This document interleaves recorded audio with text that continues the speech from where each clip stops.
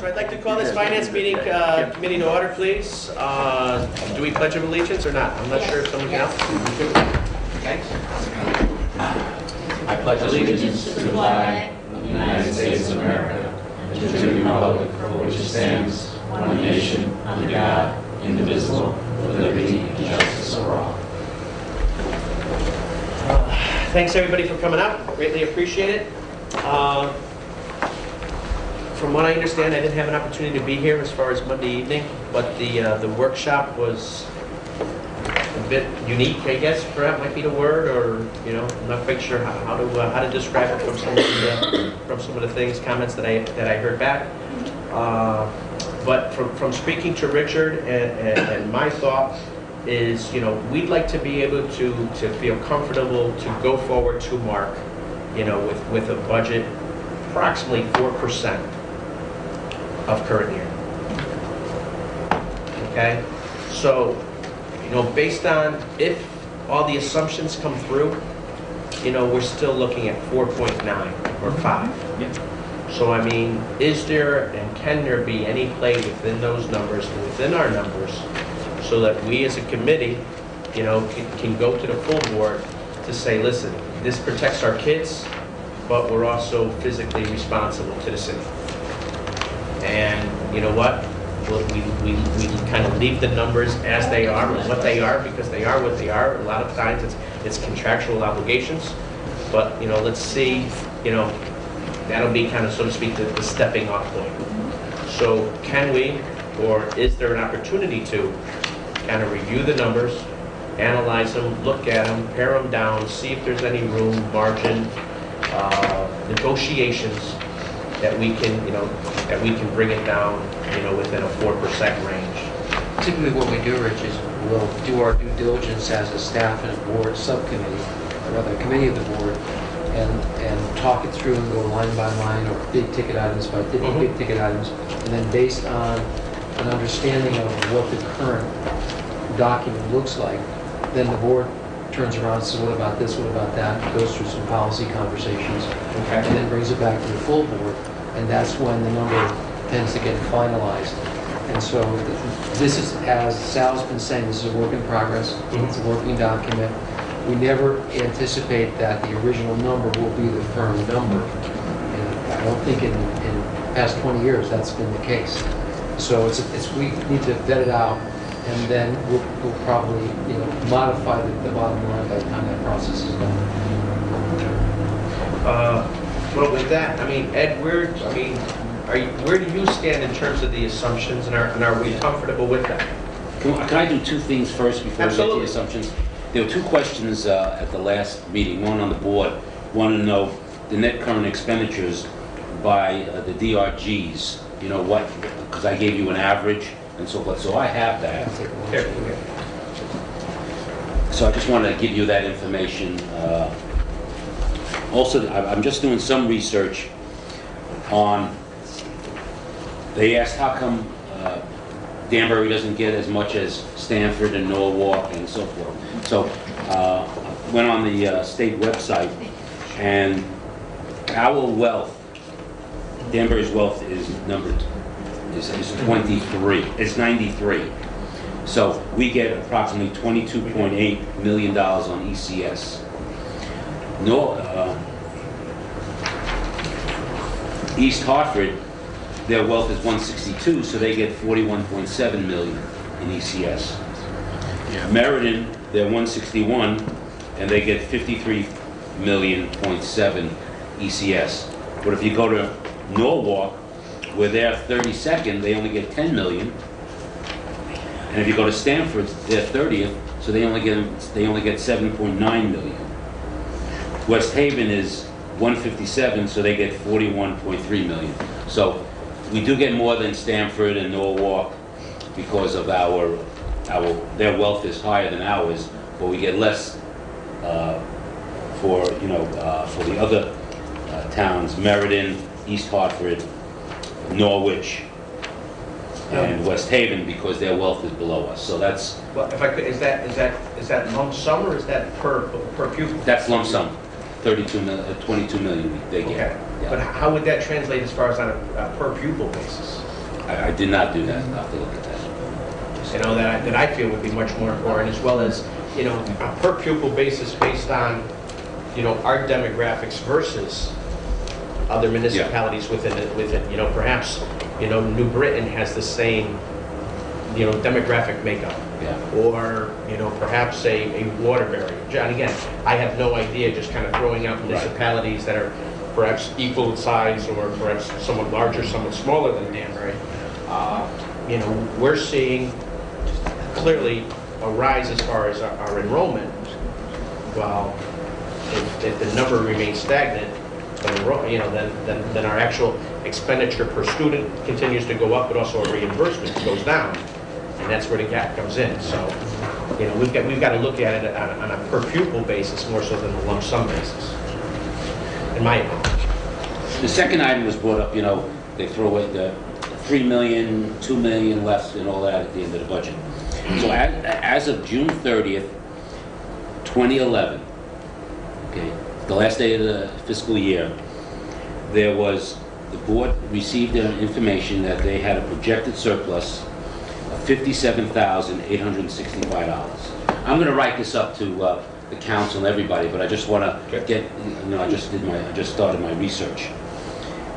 We also had, at the end of that year, we got $3,261,000 from ERA. So that had to be given back to the city because we get the money and so forth. So that was another $3 million. But people were saying, where's that $3 million? That was the ERA money that we get, and we had to credit the city for that. Okay, now Can you explain what that is? exactly. I hate to interrupt. No, that's okay. We're green. This is No, this is okay. scary. Under Obama's, what would you call it? So federal money, federal grant? Federal money, right. As I'm to understand it from Richard, it was basically late coming from us, so we borrowed from the city. Well, that's different. That's different. Okay, That's sorry. different. Okay, That's different. The city received probably about $6 million over 2 years. And what they did with it, there was an agreement between different cities and boards of ed of how you dealt with the money. They credited, we gave them the money, $3 million, and they credited our accounts, mostly payroll account for that $3 million. So at the end of the year, I'll give you the budget out, it was $3 million less actual because we had to give the $3 million back, and they credited our accounts with that. So that was the ERA money. It was used for salaries, and I wasn't here, so that... It was designed to put people back to work from the Obama administration because of the economic conditions. So we knew that we could either turn it down and not have that opportunity or take it, but realize it was going to be a finite window to it. So the decision was made, let's take it, and at least for a couple of years, it's going to help us go forward. But it was figured in our budget and given it to the city, so they had to credit back to us. So we didn't lose anything. It was just the accounting mechanism of how they did it. Versus the jobs where we got a separate grant and we had to put, it was a separate grant, so we had to put teachers on that grant. And we lost that grant and that goes away. But this was an agreement with the city, and most of the boards of ed and cities did the same thing. It's your money, it's our boards of ed money, but we'll credit your account and give us that money. So that was just a wash item, really. But when it goes over multiple years, how do they do that? Do they put it back in and then take it back out? You said it was over 2 years. It's the same way they did it both years. Oh. Right. So it was really a wash item versus the Educational Jobs Act, where it wasn't a wash item. We have to put those Those are, back. right, exactly. So we have $57,000 that the board said was a surplus. We had the $3.2 million, which was the board surplus. And then at the end of June 30th, we have to give a list to the auditors of all the encumbrances. Any PO that was written before June 30th and that was not paid for will be paid for after July. We have to put that in a separate account and account for that. That total was a total of $3.2 million that was put aside for all those POs that were open. Now, roughly 20 of those POs totaled $2.5 million. And what those 20 were included special ed tuition, because we don't get the bills to July. So we owed Ben Haven $8,000, we owed the Center for Children $2,000, Center of Hamden $29,000, and Education Connection $22,000. So those were some of those, and I have all this written. Once I get the letter out, you'll have it all. The second big item, another big item, was Cigna, our benefits. So we didn't pay that money yet. We have to pay it in. They give us the bills and so forth. So we had to put away $825,000 in that account until one IB&R incurred claims but not reported. That was $425,000 that we do every year. And then the other items we're self-insured for drugs and dental. So that was another $400,000 that we had to pay because we wait till the end of the month and pay that. So that was $825,000. The next big one is the city of Danbury. We put aside $1.1 million that we owed. One of them was the workers' comp, and there was a couple of other items that, and I'll break those down for everybody. 1.1 million. We had a CLMP, 21,000. We had transportation. A number of transportation bills were.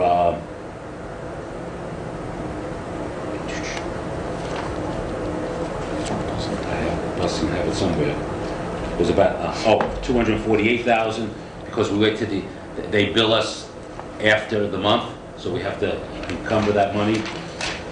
We had a United Alarm, we had Yankee Gas, so all those, probably 20 of them counted for 2.5 million. We also had $105,000 of grant encumbrances, so that's also a list that we give the city. And the remaining was $626,000 of supplies and materials. So out of that total encumbrance was 3.2 million. Now, we start paying off those encumbrances. So by the end of probably the end of February or March, if they're not paid off, we'll close most of them, and whatever's left goes to the city as their surplus. So that's how it works. So at the end of June, Sal must have come to the board and said, here's 57,000, and this will do from now on. We'll tell you what each encumbrance is and so forth.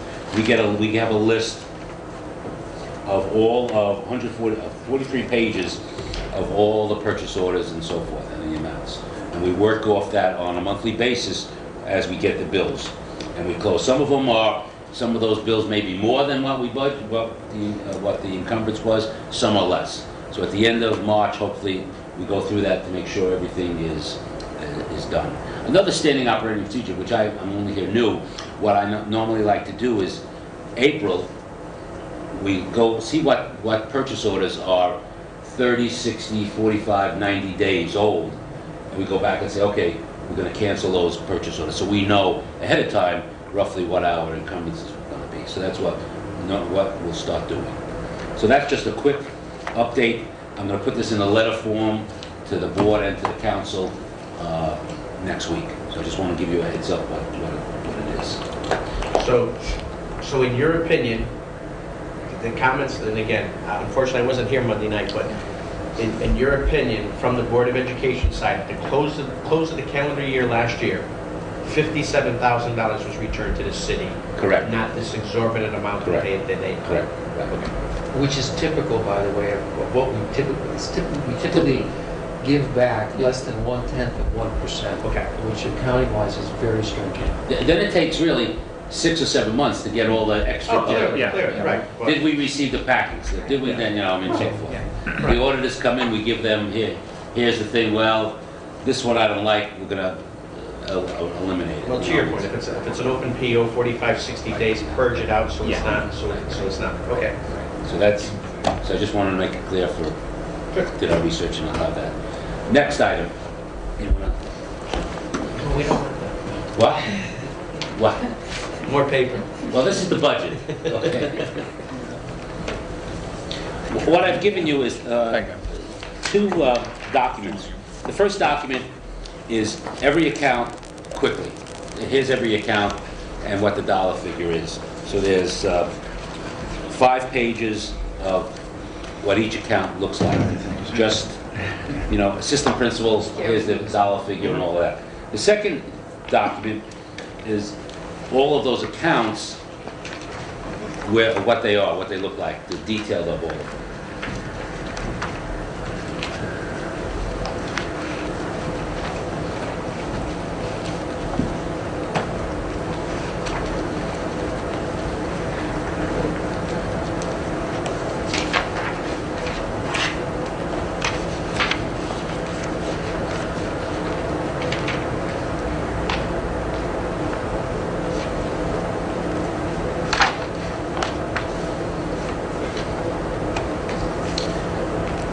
Also, this first document does not, and the second document does not put in any projected budgets. Remember, on the new financial statements, we have projected what the ending accounts will be. It's just the budget, just 2 actuals versus the budget.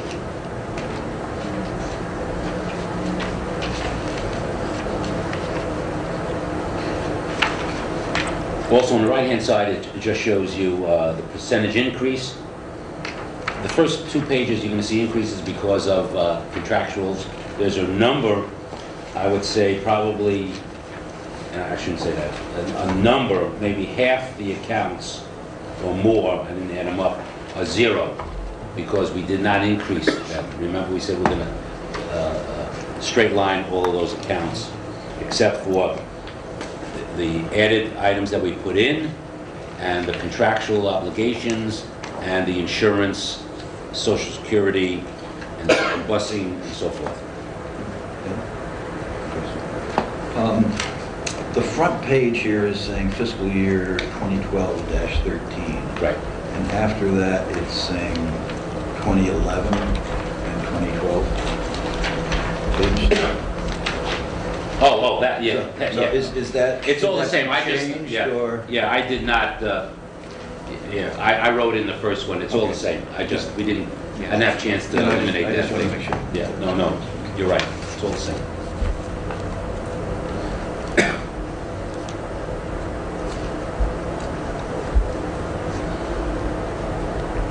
I know there's a lot but I think as you've given our orders to look at, if we're going to look at 4%, we're still looking at the bus company. I spoke to them again today. We won't have a figure in from Cigna probably February 15th. We're still working with the city on the park and rec.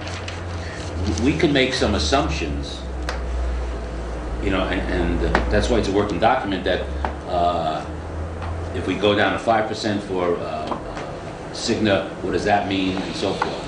We can make those assumptions. Again, as I said at the last meeting, we told Cigna we want a 0, which won't happen. We told them also that we're going to go to the state. We're filing those forms to the state to see what they come back when they have their actuaries merriment. So we're still working on those things. But also we'll drill down on all the other accounts. Come up with, to look at that. What are we talking per person or per family on insurance? I've seen the big numbers, but... 24,000. For family. Per family. Okay, now, dare I ask, if it's an answerable question, why is that so high? I mean, my wife and I, before we got really old and went on Medicare, we were buying our own insurance. We were both in our 60s. There was no, insurance company spreading the risk over a wide range of ages or a wide range of people.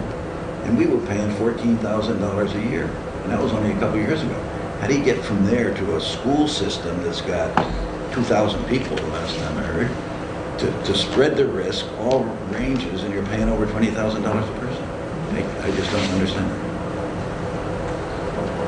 I'm not sure there's an answer to that. I mean, one of the things, I like you, had a similar experience. I was in a family pool before I came here through Blue Cross.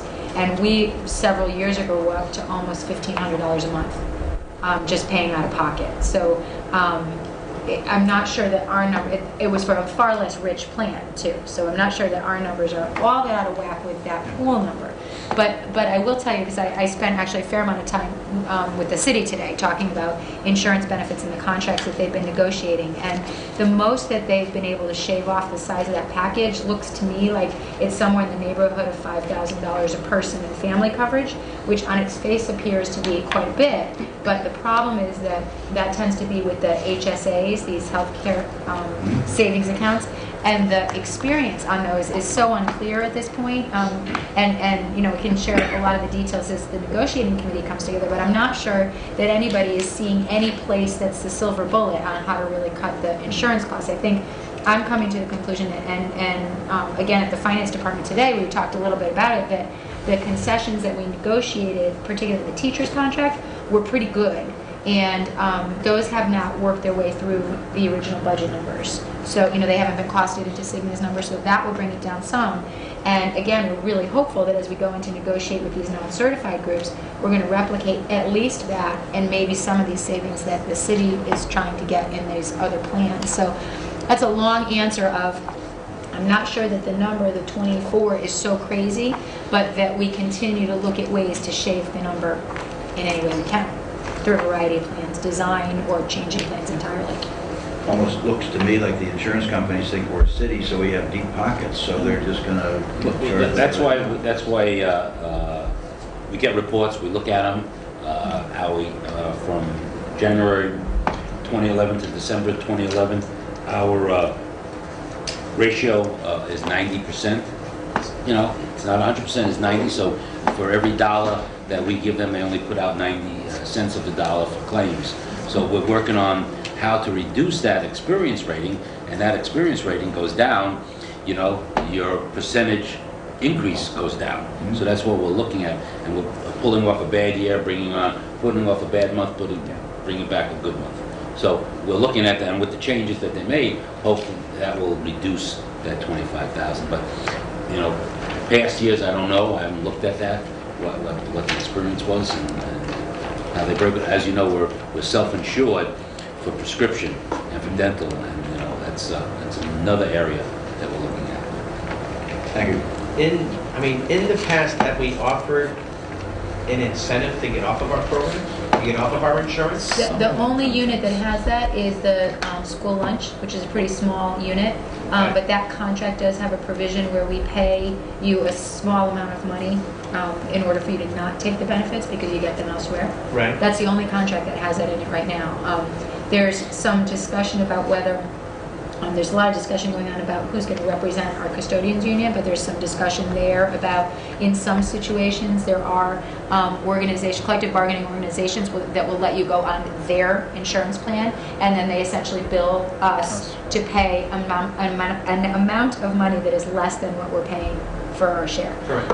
And those are all contract negotiating issues that we're looking at for the spring. But the problem is that we're trying to be sort of cautiously optimistic about the estimates because we just don't know where they're going to come in.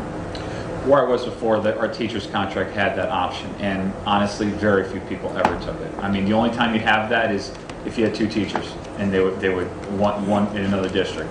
But yeah, very few that didn't go on the plan. Well, and I guess that's my point. Yeah. That I personally, you know, if my wife had insurance, she does not, but if my wife had insurance, my employer would actually penalize me because he wants her insurance to pick up their fair share of our family. Yes, Yep. you're right. And it seems as though that's not done within the existing insurance programs here. So that if it is a two-income family, you know, more often than not, the spouse that enjoys our benefits is taking them, and the other company kind of riding free. So, I mean, would it be or could it be possible to make it extremely incentive to them, like extremely, you know, beneficial to them? Perhaps a $2,500 signing bonus and $7,500 paid over the course of a year. All right, we give them 10 grand to get off of our insurance, but yet we're making it up versus 25,000 that we're paying. I mean, I don't know what some of the plans that were previously proposed, and can we do this, or you know, do we need to go to, you know, contract negotiations and everything else? I mean, how would we go about that? Well, I mean, there's two different things at play. One is certainly it's on the table for contract negotiations, and you know, there's the 4 non-certified groups, and then the administrators, not for this coming up year, but the following year, are going to a reopener for wages and benefits. So those people are on the table. So it's certainly something we could negotiate there. I guess the other question is, if we wanted to do something voluntary, and I have to give that a little bit more thought, but if we wanted to do something purely voluntary, kind of like we do the early retirement idea, I suppose we, and again, I'm kind of speaking off the cuff, I suppose we could look at a model like that. The problem is that we couldn't compel anybody to do it. And it would have to be a purely optional. You also have to look at the number of people who go off the plan, okay? And the number of people who are still on the plan, okay? That reduces your number of experience to go over a smaller frame. So if let's say the healthy people go off the plan, you know what I mean? Sure. And you still got the unhealthy people, you know what I mean? You're gonna, over the lives, it's gonna shorten the number of lives, so you have to pay more. So I'm just saying that's some of the arguments that people. And again, that's where we would have to come up with, you know, some type of strategy that makes it beneficial for us as the Board of Ed for insurance premiums, you know, but at the same respect, an incentive to them to say, hey, listen, you know what, 10 grand with a $2,500 bonus, you know, sign-on bonus, or, you know, up front, you know, wow, you know. So I you know, personally, I feel that it should be considered. That's the exact strategy we used when we went through the retirement package. Okay. It was win-win. Right. So it was beneficial to both sides, and that's why it went. And that's Right. why folks voted. And I mean, the biggest thing, and again, I come from a business background, so anytime I look at numbers, I kind of tend to look toward what I refer to as needle movers. And by that is the biggest piece of the budget. Because if I can move those 2 points, then I can, you know, I can supplement a lot of lesser programs, you know, to bring them up to par. I mean, if you're speaking about 2 or 3% of 25 million over an insurance package, that's a huge number, you know, versus, you know, cutting sports, you know, freshman sports for 60 grand. I'm sorry, there's just no comparison. So again, I kind of like to look, and if we could, kind of analyze, again, as I refer to it as needle movers, and say, where can we, and what can we do to kind of see if we do have some play within those numbers. Another very big one, and you know, Mr. Glass mentioned it previously, was the internship program from the University of Bridgeport. You know, our substitute, the expense as far as our substitute teachers is big. You know, if we can save 15-20% there, I mean that's $400,000. We looked into that just this week, actually. We asked for 8 interns this year. We were given 6. That's all the university could offer up. 2 of whom backed out almost immediately, and we're down to 2 now. What happens with the intern program? The university, we pay the university a fee. It's less than it would cost us for a full year of a sub. The university takes that fee, and basically the student gets a free college degree, except they have to work full-time as a sub with us. So it works all the way around, except there used to be a stipend paid to that student in addition to the free coursework. The university has pulled that stipend, and now their pool of potential interns apparently has dropped dramatically.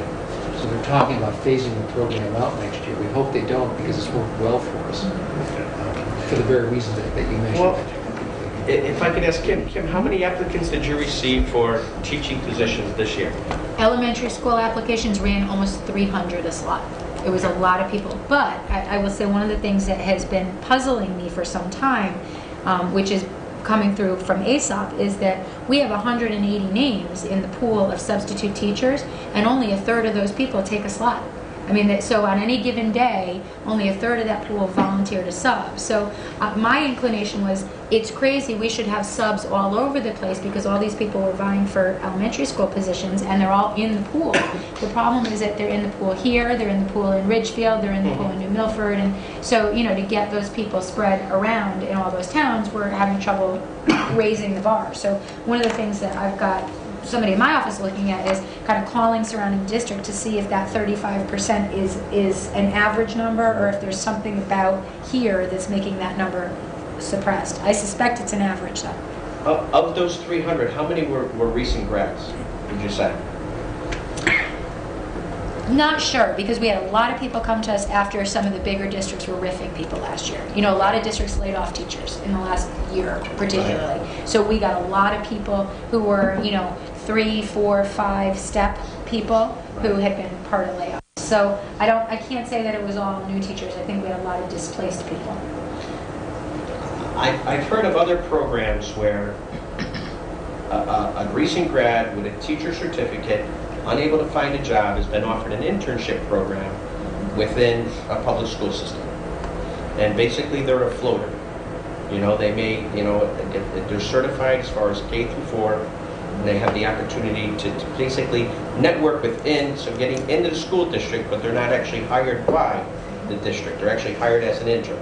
So no benefits, but, again, kind of a stepping stone or a foot in the door. Have you heard of such a program, and do you think that could possibly work within our district? The programs that I've heard are more like the ones that Dr. Glass is describing. And so, and I don't know, I know we didn't we look at UConn at one point? There were some reasons why we couldn't take NAIC school people as well. I mean, I think that was part of the problem. And the only other issue that I put on the table, and it requires a little bit more detail as we talk, but the only other issue I would say is if those people are coming in and working every day, then we're going to have teacher union issues, because those people are going to look like teachers who should be paid under the contract because they're working every day and they're certified. The program I'm familiar with is called Teacher at Large program, where it's the exact person, the profile of the person that you described. They're hired as first-step teachers, first-year teachers. There are no positions for them. In a district larger than ours typically, but let's say our district, we hire maybe 10 teachers at large. There is no slot, but we know over the course of a year something's going to open up, definitely over 2 or 3 years. They're working full-time as a teacher, but they're assigned at will, right through the personnel director. So I have an opening at Shelter Rock today, tomorrow you might be at the magnet school. And so the strength of that is I get my foot in the door, you get to know me, I get to know your schools, I get paid first-year teacher pay. And then when something opens, you've had a chance to really vet me. And so they typically slide into those positions. The downside is that they're much more expensive than hiring a per diem sub or an intern. Intern's the cheapest, the per diem sub comes next, and it's a big jump for this teacher at large because they go on the benefits pack and that gets thrown in as well. Yeah, the intern position that I've heard and some knowledge about, is the lower tier. Yeah. That's the one that we're using. The $16,000, $18,000 per year. Exactly. We pay even less than that. The other thing about 12. The other thing that Dr. Sell had me looking at last year, and we haven't looked at it again in a while because we wanted to see how the ASAP thing rolled out. We had 2 big things happen. One is we rolled out this ASAP program. The other was we had a significant contract language change. It used to be that when we put in a long-term sub, those people came in at the level, whatever step that they had experience in. And the new contract language says when you come in as long-term sub, you're BA step 1. So that also was a significant change. And we were looking to see how those translated into savings in the budget. But one of the other ideas, and we do this at the high school, the secondary level, because it lends itself to this, is kind of this cadre sub idea where we would commit to 90 days of the year. So we would employ you, we would guarantee you a 90-day slot, and we would pay you X amount of money, which would probably be slightly higher than the $90 a day we pay a regular sub. And that would mean we would need to assure you of a spot, and if you didn't have 90 days, we were going to pay you for the 90 days anyway. There's lots of just anticipation problems, trying to figure out, how many of those we would be able to keep using. And I say we're doing that a little bit at high school because that's the easiest place to do it because there's all different sorts of absences on a period-by-period basis. And so we have people designated up there to fill in all those slots to also save us some money from other teachers covering open classes. So we're still kind of continuing to look at it. But this cadre sub idea is probably very similar. It would cost out to similar numbers as what you're talking about. But it requires us to really try to hone in on how many we think we need, and that's a little bit dicey. With your new system, can you ask for, let's say you're an English teacher, can you ask for a sub in English? Yep. So Yep. It has what they call a skill matching piece, And so, and again, really new to Danbury, we've never done this before. And so what we were able to do is, as we pulled sub-applicants off of AppleTrack and we hired them into the sub-pool, we also we entered the data in that says what their certification area is. So our first choice is to match those people. And then, after they all get matched, then the others fall into place. So yeah. Kind of from looking at these numbers, page 1, kind of clerical, 054, excuse me, 055. I noticed kind of like a superintendent request quote, close to 7%, 6.78. But everybody else seems to be falling in the 5% range. The reason why, if we'll have to do this in the program, and I can do this for you, we're projecting more money this year in that account. We're overspent. So if you take what is overspent and what we're asking, the raise of that account only goes up 2.2%. We're projecting Right, okay. $2.4 million that we're going to spend in that account this year. Right. Okay, so the rate, with those people, it's only 2.2% increase. I'm going to have to do that because see if we can do it in the program where you have the projected and you see next to it, because some of these aren't going up, like the one before that, registered nurse. Okay, it's over budgeted this year, so the projected is 648,000 versus 588, and it's a 1.3% increase. So I'm going to have to put another column in there to show you what the projections are. So why, geez, that's a curveball. Why?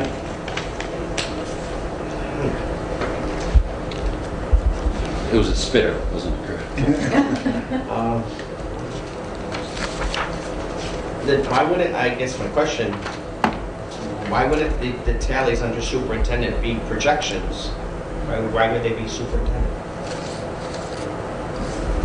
That's the, maybe I'm not saying it right.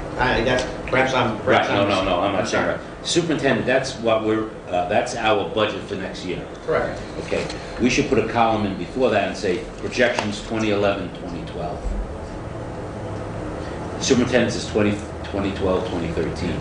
So it has to be a column in between that says 2011, projected 2011, 2012. Because when you get the financials, you'll see a number of accounts that will be overspent. And those should flow through here to show you what I'll have to see if we can put that. So our actual expense for this calendar year, for this budget year, is going to be less than what is stated here as far as the budget. Correct. Oh, okay. Correct. Okay. The board will experience line item transfers, will come forward and say, we're overspent here, we're underspent here, we're going to transfer this to balance and things like that. What I like to do with transfers and is not do them until the very end, because you really don't get a picture of what you're spending on each account. Mm-hmm. All of a sudden, we didn't budget correctly for, pick out supplies, okay? So why did we? So if you make that transfer, you really don't know that you budget incorrectly for supplies. So we want to know that. So we do that towards the end, so we know where we stand. I rather do that way, so it's an actual. We say, oh, what happened? What happened to registered nurses? Why are we spending more? Well, here of a sudden we have to look at.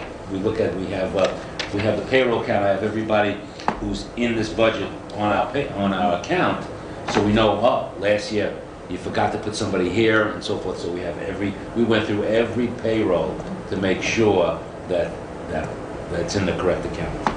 So you're going to see those changes in some of those areas.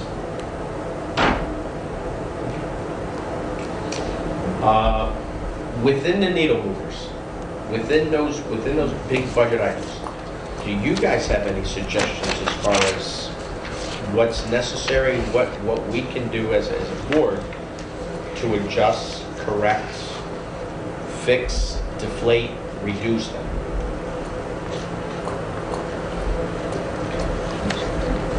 That's a Bill question. That's what I'm kind of leaning. He's That's what I was looking at it He for, could- Michelle. Check, please. I'm looking at, things like the assumptions that we're making would definitely fall in that category. If, and we're, as a committee, we're working through this right now, getting the feeling from the board. Staff has come forward saying, this is what our principals have told us, this is what our central office administrators have told us, this is what we're looking at. We have some challenges with technology, for example. The next board meeting, we'll be sharing those with the board.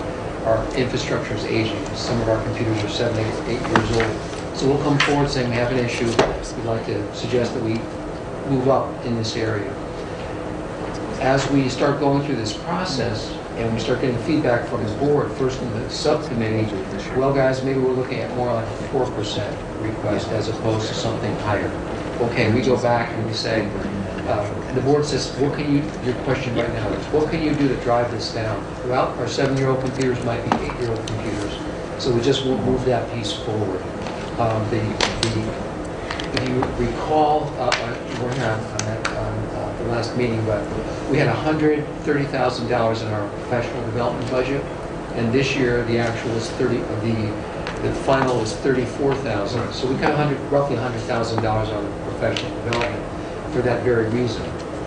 So we'll share it with the full board saying, here's what we can cut because we have discretionary funding, 2+%. Here's the impact on that. It may mean then that we shave money off textbooks. I have a number of parents call me saying, why are we using class sets? Why doesn't my child get a separate book to take home every night? We decided to bring our budget request down. Discretionary funding, textbooks, we decided to cut that back. Typically, we'll wait till the very end after we see how things shake out before we put those ideas on the table. Because we're really trying to hold the school system intact the best we can. If we don't get our full budget, then we'll be less of a school system next year than we will this year, as we have been for the past, I think it's 886. Less than 1% of the past 3 years. Right, so that has not allowed us to meet our fixed cost needs, so we've had to cut across the board. Right. And that's where freshman sports comes up, and the Right, gifted program, sure. and so on and so forth. But before we recommend those things, that's when parents come forward and say, this is important to us. In the absence of having parents come forward, we put that cut forward. We had French on the line. Last year, parents came forward and said, this is really important to us. We put forth family consumer science. Folks did not come forward. We said, okay, that's the will of the community. So we use, again, that vetting process takes place over time before we'll come forward and say, give us a number, we'll cut it back right now. But there's another sidebar to that, and that is that we're making notes on everything that you're sharing with us tonight. We'll go into cabinet on Tuesday morning and say, from the finance committee, this is what we were looking at. Mr. Hawley said that he and Mr. Ginelli are suggesting maybe 4% as a target. So we start as a cabinet, we start looking at, with the whiteboard opened up, we start putting ideas up there. And we come up with scenario after scenario after scenario. Last year, I believe we ran close to 100 scenarios, Kim, right? I'm sorry? On the whiteboard, Yeah. we went close to 100 scenarios. Right. And we kept moving them around, and it took hundreds of hours of work to do that, until eventually we came back with our best recommendations. So that's typically the process that we'll go through. The only comment I want to have just about the needle movers, the biggest one obviously is the salary piece, right? I mean, that's the hugest driver. And what we did probably 18 months ago, right around the time I started, is we started putting together, you'll hear us talk about an FTE book, and there is a book now, and you're welcome to come and look at it, and it is broken out by building. So every school has a tab, and it shows every teacher, what they teach, what their date of hire is, where the funding source for their position is, grant or otherwise. And what we did last year was we went line by line through that book. So it says you've got this many first grade teachers at Stanley Ruff, you've got this many second grade teachers.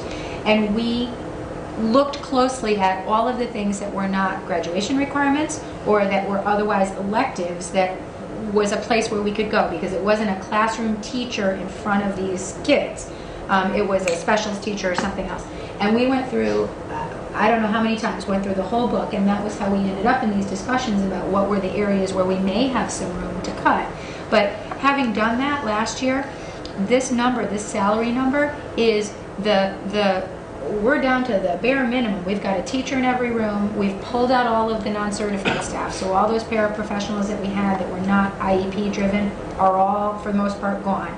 And this is the number of people that are in those classrooms. Now, it's adjusted slightly because we're anticipating the enrollment increase. So we're budgeting in for 8 positions to deal with the enrollment, to make sure that there's enough science teachers at the high school, so that every kid that needs X class in science for graduation is going to be able to get it. So we've built those into these adjustments. But the problem with the salary line, from my perspective, is I don't exactly know what it's going to look like. I know that we've pulled out the teachers that we can, right? And we've kept the essential ones, but we're also going to get a flood of people who retire or move on to a different job or do something else. Now, those may be step 12 people. Those could be people earning over $100,000.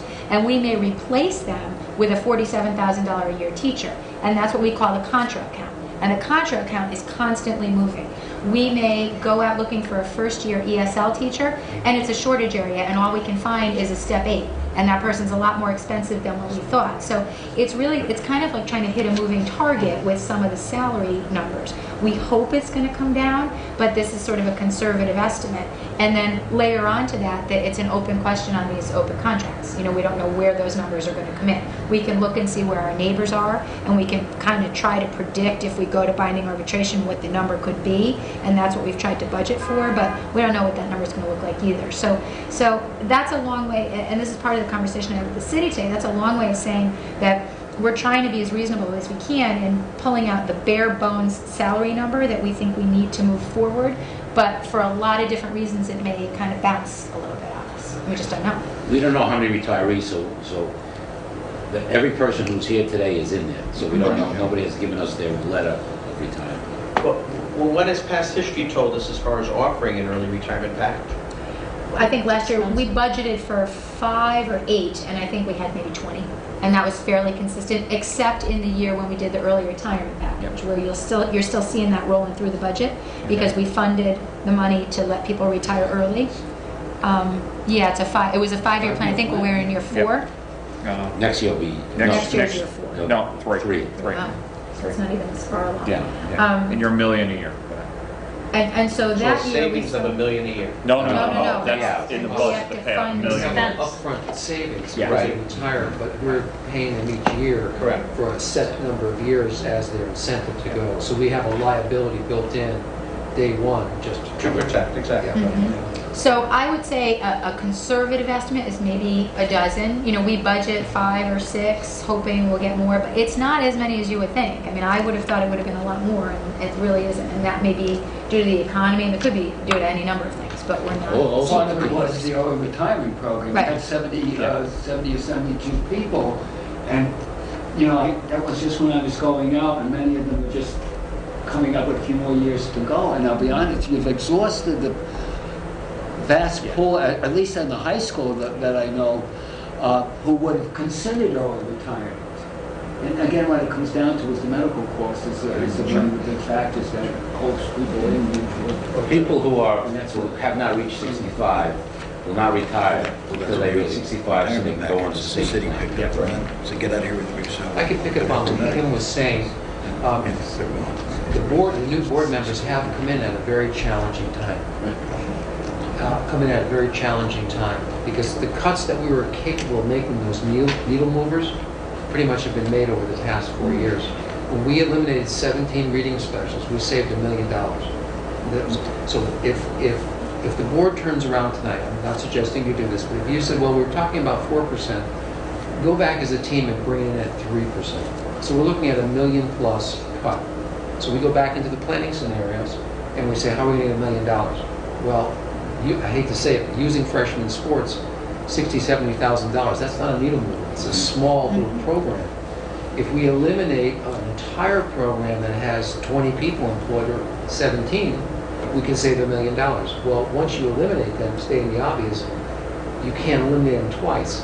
So we've eliminated the language arts specialists. We've eliminated the people at the middle school level, multiple programs.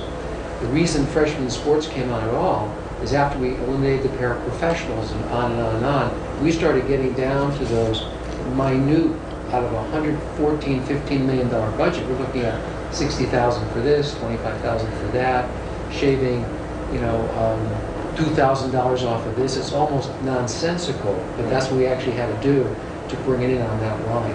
But this year's going to be particularly challenging because the needle movers have been moved, other than what Ed says as the assumptions that we're looking at, and hopefully we drive down insurance costs through playing one act off the other and getting those numbers down. It's going to be very difficult this year to bring in those land the big fish in a sense. Hold on, Kathy, please. Yeah, I just want to say two things that I want to talk with you about. And that is, first of all, I think this committee needs to come up with a goal. Rather than the 4%, they should be saying, these are the factors that are most important to us as a board. For instance, keep teachers in front of kids at all costs.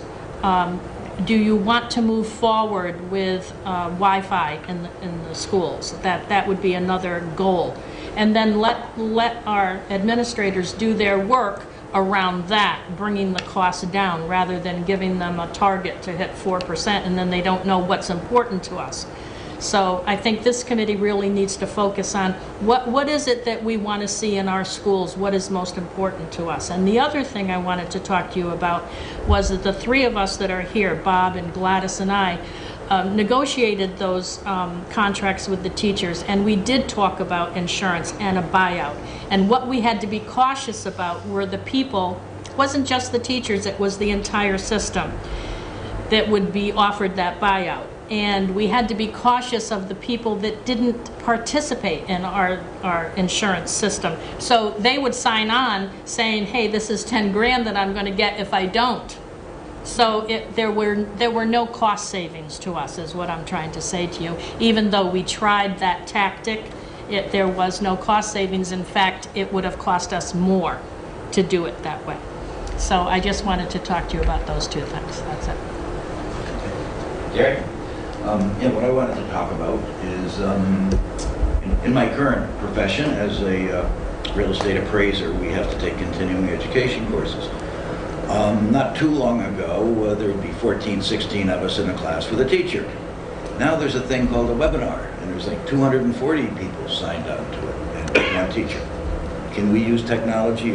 You're talking about Wi-Fi in the schools and getting technology involved, and do that, and therefore not need so many teachers. When somebody retires, we don't have to replace them because we've, and I'm not talking technical subjects. You've got U.S. history, English, senior English was English lit when I was there. Can't these, God knows these kids are better on computers than I am. So if I can take a course on a computer, I would think we could, save some big bucks. We've had that conversation at the negotiating table with the NEA. Obviously, their concern is they're going to lose jobs to this kind of a format. So without even getting into the curriculum piece of it, their concern is that. And it's a subject for bargaining, which means we have to negotiate with them over the replacement of teachers with webinars. We do it on a very small scale with credit recovery up at the high school. So kids that need to go back and redo a class do it in a room with a bunch of computers, and they're doing whatever class it is that they need to remake. I will tell you, it's fraught with a lot of problems about TRB and the teacher's pension and who's supervising and who issues grades, but we do it on a small scale, and that is wholly with the consent and negotiation of the union. So it will be a source of, or it will be a mandatory topic for bargaining with them about replacing teachers with computers. We've started the conversation. We have, however, been able to mitigate the cut to professional development by participating in free webinars, and we use this room frequently. So it's a good idea. We're doing that. As Kim said, it becomes an instant hot button issue. A superintendent in a nearby town tried to do that, and it made national headlines. Sandy? You said something about how we had some grants that are no longer existing, but we still have personnel. And what are those? What subjects are those? And why are we continuing those grants if they're no longer Well, when I got funded? the jobs grant, it was to hire teachers in the classrooms. Right. And that's what the board decided to do. And when that job grant ends this year, those teachers are in the budget now because they're teaching kids in different classrooms. The rule of thumb with the board and central administration is, before we approve a grant, somebody comes forward and says, well, I'd like to have a 3-year grant and it involves 2 teachers. And it's to do drug counseling. We had a grant called the TNT grant. It was a 3-year grant, it had 3 people in it to do drug counseling. The grant ended, those 3 people went away, and that program was eliminated. The jobs money was to put classroom teachers into classrooms. If we had the experience of some of our neighbors where we have declining enrollment, they would go away as well. In our case, as we were growing, we had to add teachers, so it just became, they washed right in with us. So you just increase staff, basically, that's really nothing to do with a grant. And I'm just looking at the list. I mean, what we did was we had the option of taking that $1.2 million and spreading it over time if we so chose. And what we did was we spread it over 2 years with the hope that we could use it to fund, what we typically increase 6 to 8 teachers a year for enrollment purposes. And we split it over 2 years. And I'm just looking now at the list of the names of the people who we paid out of that grant, and they're all classroom teachers. There's a lot of elementary school teachers and there's some middle school teachers, and they are all frontline classroom teachers. And I think that I wasn't here at the very beginning, but I know the conversations I was involved in later were, if the priority coming on the board is to keep these teachers in classrooms, and this is how we can do it, and we can see 2 years do it, because we'll figure out later how we're going to keep them there because we have the money to do it. No, I totally agree with Kathy in making the remark concerning we're not just going to say to administration, let's deal with 4%. Let's see what would be the priority of what this committee and the board want to set forth to move forward. Okay? And we all are sitting on these various committees because we know the first thing that we want to do is keep teachers in school. So that should be our top. And then we start with there, then come down and give them a list of what we think will be the full top priority, and see, I'm not a financial person, but see what could we come up with if 4%, if that's something that we can work with the administration. Just the other night, one of the common council people made a comment, and I think we all need to keep that in mind. The city has the money. Okay, the board needs the money. We need to work together, and it has been a lot of animosity in the last couple of years about the board, and it always has happened, like the gentleman stated the other night, that the school system had excess money. And I think I read it last year in the paper, and I called this Dr. Sally and said, I hate this every year. At the end of the year, June or July, you pick up the paper and say the Danbury schools have extra money that they haven't used. But then we come back to Ed's point about reconciling and paying those bills, and all the information don't come out until that time of the year. So we need to be conscious as to what we're doing and how we're doing it. And I think we need to continue to work with the council to we know that we're not going to get, we go before them, we just about know what we're going to get and what we're not going to get. But let's make a good stand as to say, this is what we're looking for to continue the education process, a good education process for all the children here in the city. I could not agree more. It's kind of, again, my, so to speak, tone or direction that if we have that play within the needle movers, then we can support everything else kind of beneath it. The gifted programs. First and foremost, without a questionable doubt, we have to keep the teachers in front of the students. There's no question about it. However, if we can get some concessions again on those big ticket items, and all of a sudden there's money available for curriculum development, for teacher development, for professional days, professional development, for everything, because that's where the biggest piece of the pie comes from. Another, issue or concern that Richard has raised, and I have to agree with him, and I hope I speak for the rest of the committee, and really put it out to him, but is a 3-year strategic plan that I really feel that we need.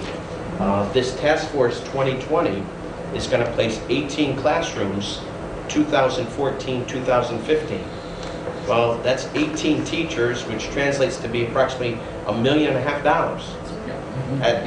That's going to come up, and it'll clearly come up. So I think we need to somehow put together, and whether it's us as a board member or in conjunction with, but some type of 3-year, 5-year strategic plan of action, so that it's not a total surprise to both the citizens as well as the common council and the mayor to say, hey, listen, this is it, and this is why, and we got to be, we got to be proactive as far as that regard. I also feel, as Richard does, that we need to be proactive within our negotiations to let's open the door up as far as this HSA. That it shouldn't be part of the negotiation. It should be knowledge, getting them the information and forms so that come negotiation time, everybody has some type of, a working knowledge about this program. We're going to do that this year. Kim and I have spoken to do that, to start the process where education of people. Correct. A number of districts have gone. Some of them negotiated just the HSA, period. So, and people are afraid of that because they don't know what it is. It's different. Right. Mm-hmm. So we're going to start educating people this year, probably April, once the budget is finished and all that. Start educating people, showing them that HSA is not that bad. It does cover a lot of items that, even though there is a upfront cost that people have to put in, but they don't realize the HSA, you can put in X amount of dollars every year, and it's like a 403B contract. You keep that money. Sure. That's your money. That's your investment. Mm-hmm. There is the Feds, the IRS says you only can put in whatever that is. There's that a limit. cap, correct. A cap, just like the 403B has a cap of 16,000. This also has a cap, but now you have 2 vehicles of investments instead of one, and it goes with you. That doesn't end, and the board takes the money away. So we have to educate people. I have 2 other thoughts on that, because that was, again, a topic that the city is very much on the same page with you on this longer range planning. And that's why you see, as they're negotiating their contracts, that they're looking not just at the health insurance, but at the pensions as well. Now, for us, that doesn't directly reflect on our budget, but it does in the sense that we end up contributing to, some amounts out of our budget in order to fund the shortfall in the pension. So it indirectly affects us, I guess, but you don't see it right on our balance sheet. So those long-range targets, the things that are going to make the most change over time, are the ones that we're all trying to kind of address carefully.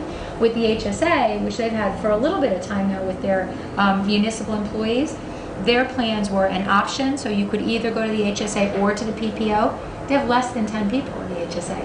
So it doesn't do them much good because the group is so small, they're not getting the savings because of the experience ratings. So there's this really crazy balance of educating everybody and getting people to buy in to actually take advantage of what I think actually is a really great idea.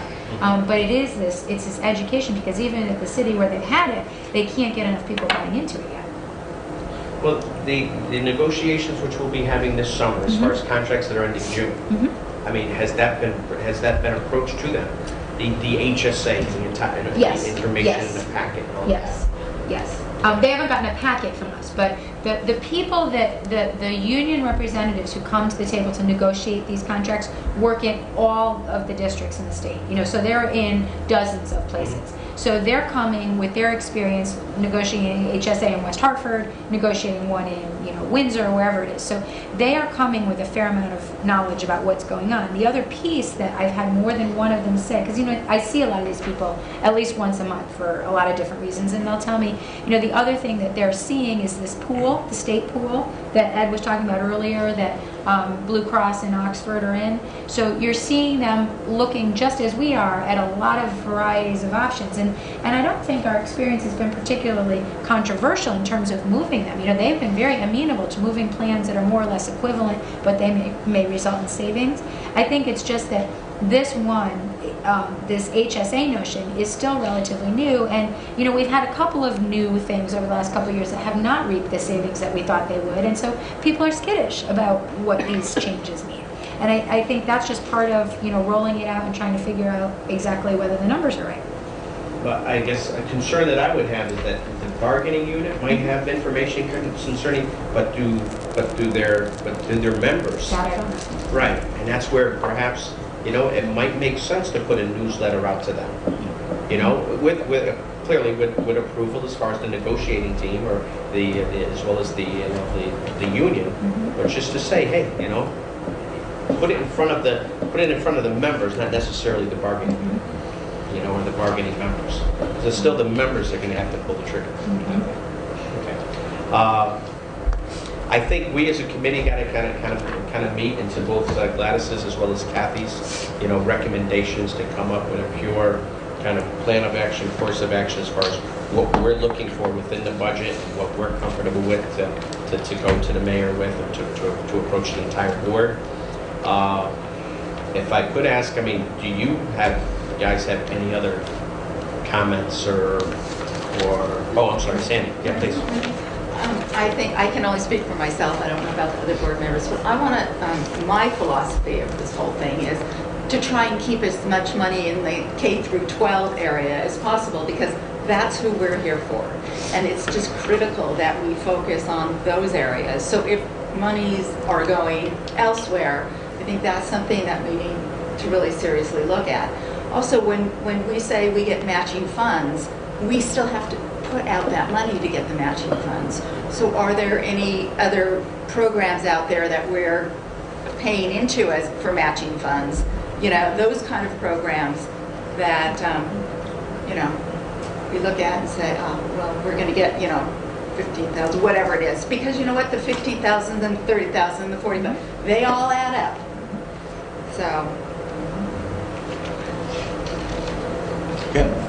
Okay. At the risk of whipping a dead horse, if we're going to, when we come up with these new classrooms, have to add 18 teachers there, and I think with the budget we're adding 8 because of enrollment things. If we did the webinar thing and eliminated the need for 8 teachers and then added 8 teachers into these new positions, we would therefore be balanced out. We wouldn't be eliminating teaching positions. Is that still the problem with the union? Yes. Yes. I suspected that we would be in arbitration long over that, because I know of at least one situation where it did explode, and I suspect that's the hot issue of our day, really. They can't say we're eliminating teaching positions, we're just we're eliminating those. staying even. Yeah, we're supplanting. The only place where that concept, which again, I applaud the board for being creative thinkers, the only place that's really worked with the union is where they've said, we don't offer Russian. So if you want to do something on Russian, because you're not taking away a job, there's nobody out there to hire, we're willing to talk to you about it. If you're talking about taking away a 3rd grade teaching position, they're guns blazing.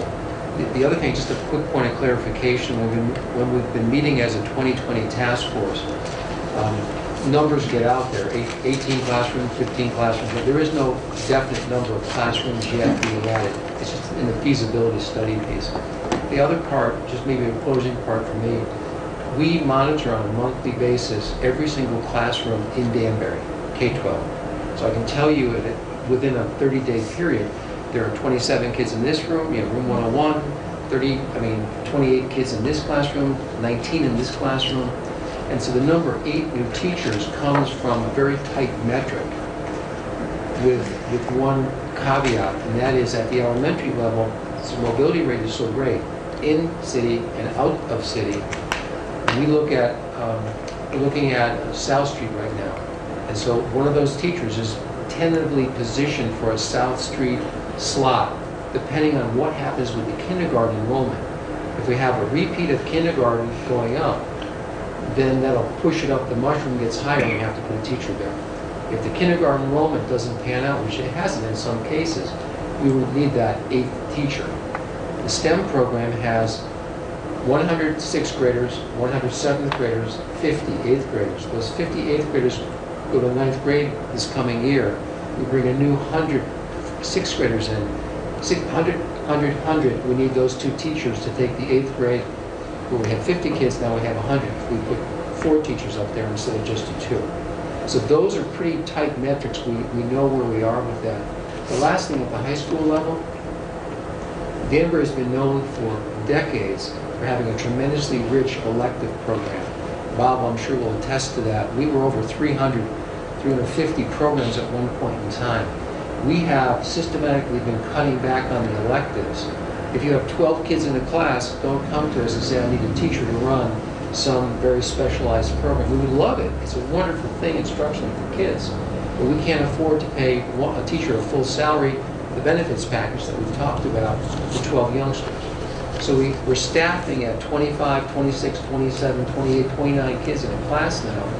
Not necessarily because we want to, but because financially, and it goes back to your point, Rich, in the beginning, we're suggesting to the team maybe 4% because we want to be fiscally responsible to the taxpayers. And we certainly get that. So that's why we've tried to tighten up. We've gone, K2, as you know, was 20 kids per classroom.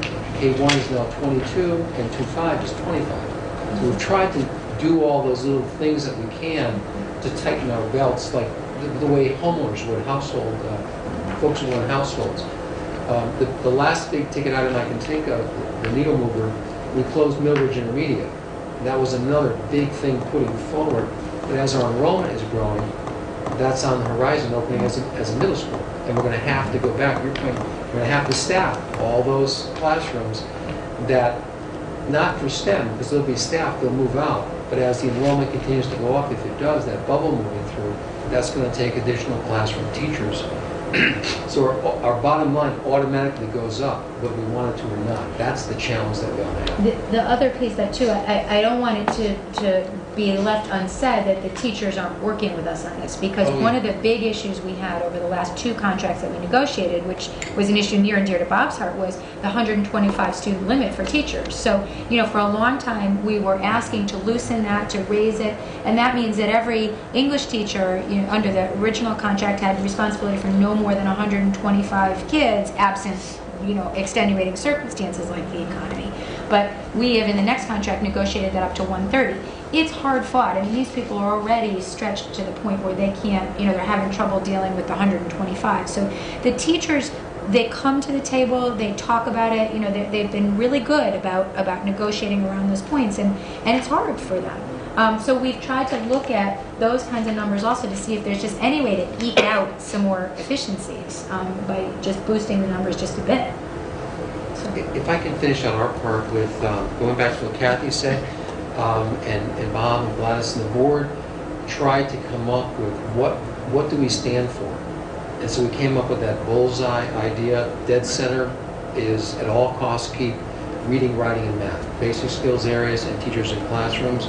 The next concentric circle, all mandated programs by state and federal law. I'm saying I want to go back for a quick second. The K-12 programs, we're mandated to offer adult education. So we're not mandated to offer continuing ed. So as we run an enterprise fund, such as the rental program, we rent things out so we get enough money coming in, we can replace auditorium curtains, and it typically goes back into those venues. The continuing ed, correct me if I'm wrong, the continuing ed program is not mandated, but if we run it as a fee-based program, we can actually make money on the deal. That is an enterprise fund again, so we're trying to Has to be self-sustaining. self-sustaining. We have to attend to the mandates and at the same time try to generate revenue streams from other alternative programs, auxiliary programs. So you're saying that adult ed is mandated by We have our adult ed director, Yes. please. Yes, it's a state mandated program. All Connecticut school districts have to offer an adult education program or be a part of a cooperative. Danbury is the cooperative, so we have 6 other districts. We are the leader, and we have 6 other districts that They contribute funds. contribute, most definitely. But we pay a lot for that adult ed also. We contribute. We contribute nothing. I can tell you exactly what we contribute. We contribute locally $292,228. And we have the majority of the 1,000 students that we service. Our cooperatives chip in $153,361, and our state match is $237,939.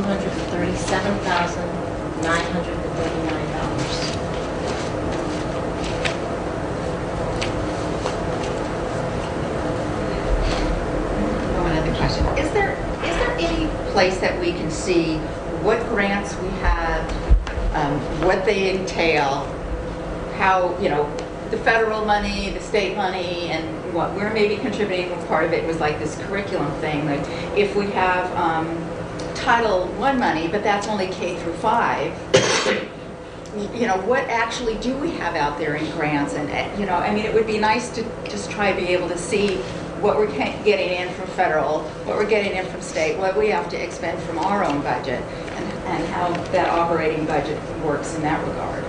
Sure. We have, when we do the financial, when Ed does the financial with the board, he'll do the general fund budget, and then we also have the state and federal. I'll do a narrative at the second board meeting on grants. But like not taking something from here and something from, yeah. but actual, okay. And we can give you, actually, if you're interested, we can give you a breakout of MSP program. What does that mean? It's the Math and Science Program. You get $250,000 a year for 3 years, I believe. What does that mean? Right. We can give you the narrative underneath that as well. I just like direction because we have a board meeting Wednesday night. Right. Okay. We don't have a finance meeting. We have a meeting Monday, but that's a public meeting. Do you want to give us some direction so we can talk about it on Wednesday at the board meeting, or? You'll have it Tuesday, so I'd like to just kind of sit with the committee right after this, Okay. kind of get some direction, make sure, clarification as far as where we want to go, what we want to do, and then, with the intention of So we can meet. providing you some insight. Right, so to go when in. we have a meeting, cabinet meetings Tuesday, Okay, if you can get it to Dr. Sal, I'll get it to you soon. okay, no, that's. Okay, and in the same respect, if you can get us the information concerning our not spending, but our reimbursement as far as on a per student basis versus some of the other municipalities that you mentioned, because I think that's key. That it's, lump sum is one thing, but per pupil is a total different story. You weren't here on, I missed my half. right, and we can give you the packet because it did have per pupil Right, expenditures. right. It's on page 9. Yeah. It's on page 9. Yeah. The other thing that is in that packet too is you can see, I think Bill said it the last meeting, you can see after the number comes from the city and then we all go back to the drawing board to try to make those additional cuts, you can see in that one chart what we did and didn't do, so what's still left, if you will. Some of it we may have rendered a little bit irrelevant because we've made other staffing changes, but for the most part, I think there's not much left in there, but there may be a few other things in that chart that you might just want to go through that again too, to see if that's anything you want to pursue. Good. Can I sort of end on, Dr. Grass can help me, on Monday night when we attended the meeting at City Hall, 2020 Task Force, and there was, and I brought up again because I had in my mind this number of 18 classrooms, 17 classrooms, and this is what they're proposing. They're not giving us a number that they're going to, the addition is not going to be 18 or 17 classrooms. What the mayor has said at the meeting was each addition will have a resource room, a music room, a language art room, and what was it? Speech room. Guarantee those 4, the additions, okay?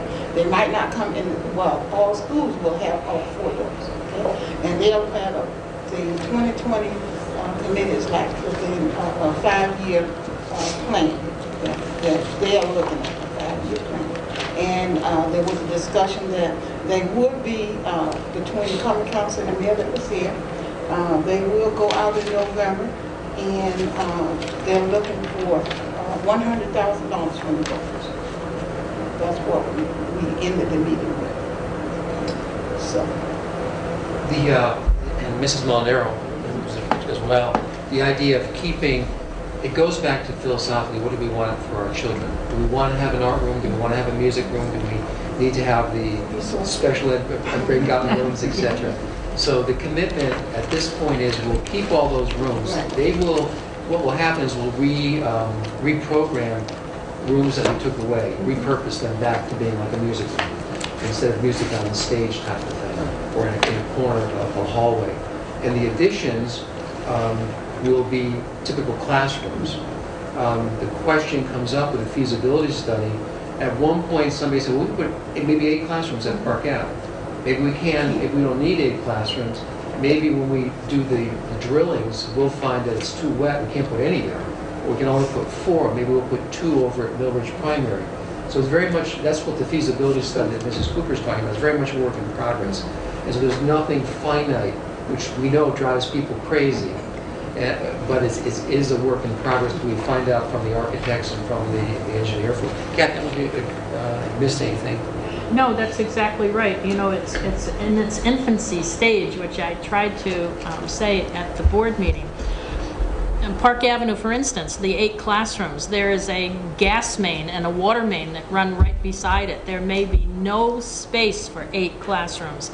So they may only be able to put 3, and which is why the sister schools are so important to us, because then we only talk about pocket redistricting, not total redistricting. And that's why that concept is so important to us. So that's about it, I think. Yeah. There's a school system close to us, and I won't give you any more information than that because they're friends of ours. The system overbuilt, and the taxpayers supported this, and now they're finding they have way too much room. We've even knocked on doors saying, would you be interested in us partnering? Maybe rent space from you type of thing. We're trying to think as much out of the box as possible. So we definitely don't want to be in that position of having overbuilt. So we're trying to just come in and write it exactly at what we need. The enrollment is what's been baffling us. I mean, it surprised the demographers. It's different from any district around us. I mean, it's literally unlike anywhere we can point to that it's going up. We're the only one growing in the region. Number 2, every demographer, and we've had some of the very best. Every demographer, the state demographer, private demographers, they've all been wrong, and they've done their live birth rates and things like this. No one, the principal, none of the demographers, no one else in the city expected Morris Street School to grow by 70 kids this year. Suddenly they just popped up. We talked about, well, maybe they moved from the South Street area over to the Morris Street area as condominiums have gone up. We haven't seen a lot of young children in them, but what's happened is the bigger homes in certain parts of the city are being vacated by the empty nesters who move into the condos, and then large families move into the homes that were in the city to begin with. And so you get this enrollment spike. We think the economy, as folks on the suburbs can't afford to live there anymore, they're starting to come in. There are all kinds of competing variables that make literally on a daily basis. I'll get a call from a principal saying, I had 3 new kids registered today. Where'd they come from? And somebody else will call and say, a child just left, moved to Waterbury. Why? I have no idea, just gone. So it's this constant interplay that we're, and that's, as Kathy said, the sister school idea. It wouldn't be for current kids, but it would be a new family moving in. If you have a contiguous boundary, instead of going on this side, you go on that side. And folks seem as the least invasive way of helping to mitigate this problem. It keeps families intact, and it keeps people from getting very angry at everyone else. We're trying to work this very delicate balance every day. Motion to adjourn? Motion to adjourn? Move to adjourn. Thank you again. Thank you. Have a great evening.